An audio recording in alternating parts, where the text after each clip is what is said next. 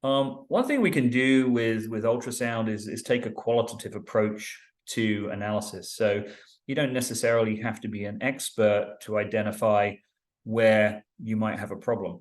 So if I've got a conveyor, I have a whole line of bearings, I can very quickly and easily go along the conveyor, listen to each bearing, and identify where I have an issue.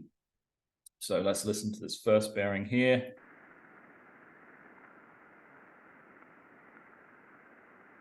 Five-second recording, very smooth, very quiet, no problem found. Second bearing. Very smooth, very quiet, nothing really going on here. Let's listen to our third bearing.